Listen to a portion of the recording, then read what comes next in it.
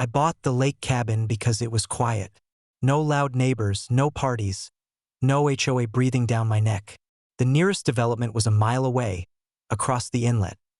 A place run by an overbearing HOA president named Linda, who believed everything within sight of her community was under her management. We'd met once before. She'd come over to tell me my dock was too rustic and should be rebuilt to match HOA standards.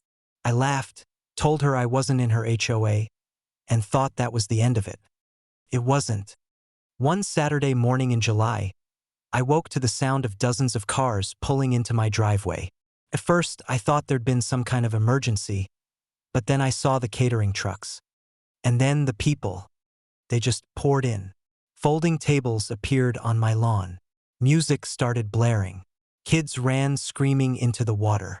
A man in a Hawaiian shirt walked straight into my cabin kitchen like he owned it and started opening my fridge. I finally found Linda at the dock, clipboard in hand, directing people like she was hosting a county fair.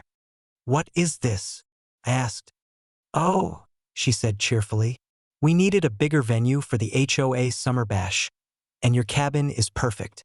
Everyone's so excited. You didn't even ask." She blinked at me like I'd said something in another language. "Well, we're all neighbors, and your property is right here on the lake." By noon, there were easily 200 people on my lawn. They'd eaten every burger, hot dog, and steak in my freezer, drained my drinks, and taken over the grill. Finally, I'd had enough. I called the sheriff.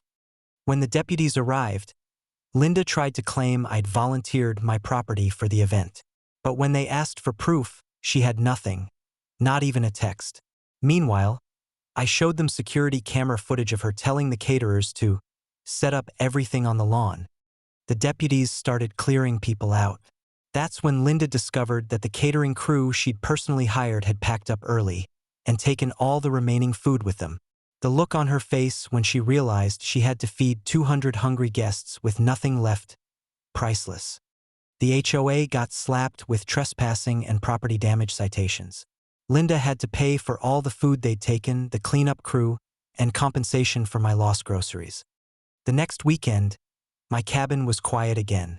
I grilled a steak, one I'd bought myself, and sat on the dock watching the sunset, knowing Linda wouldn't be back anytime soon.